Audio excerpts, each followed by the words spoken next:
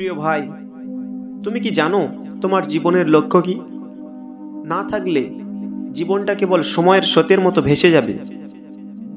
যদি আজ তুমি জীবনের লক্ষ্য নিয়ে সত্যিকারের ভাবো, তাহলে আল্লাহ তাআলার কসম, সাফল্য কেউ আটকাতে পারবে না।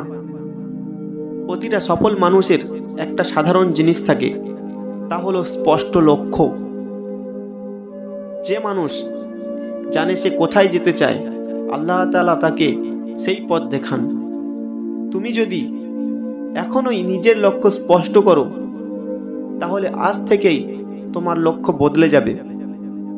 এই তিনটি প্রশ্ন সব সময় নিজের মনে রাখো। যদি এই তিনটি প্রশ্ন নিজেকে সব সময় করো, তাহলে আপনি কখনোই ব্যর্থ হবেন না। তার আগে এই চ্যানেলটি সাবস্ক্রাইব করে বেল আই বাটনটি অন করে রাখবেন, যাতে করে পরবর্তী ভিডিও আপলোডের সাথে সাথে আপনার যেন না মিস হয়। চলুন শুরু করি। এই তিনটি জিনিস কি কি?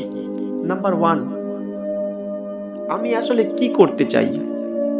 নাম্বার 2, যে কাজটা করলে আল্লাহ তাআলা কি সন্তুষ্ট হবেন না কি হবেন না। নাম্বার 3, আমি এর জন্য কিভাবে পরিশ্রম করব।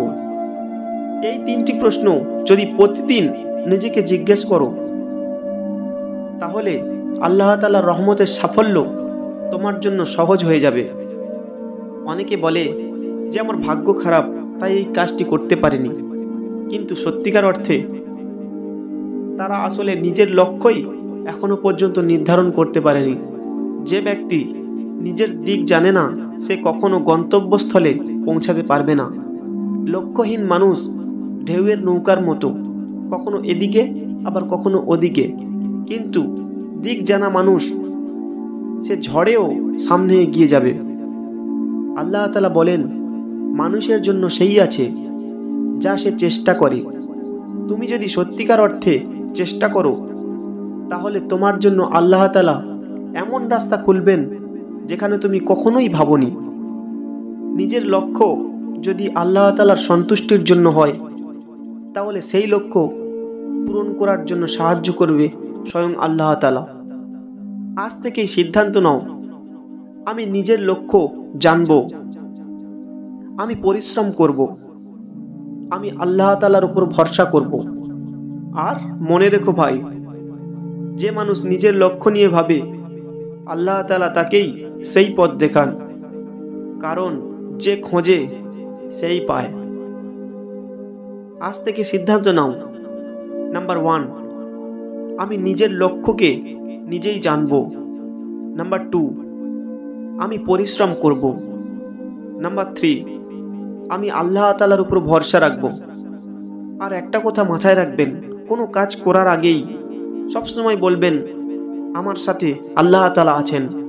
এই কথাটা মাথায় রাখবেন, দেখবেন আপনি সেই কাজটি সফল হবেন।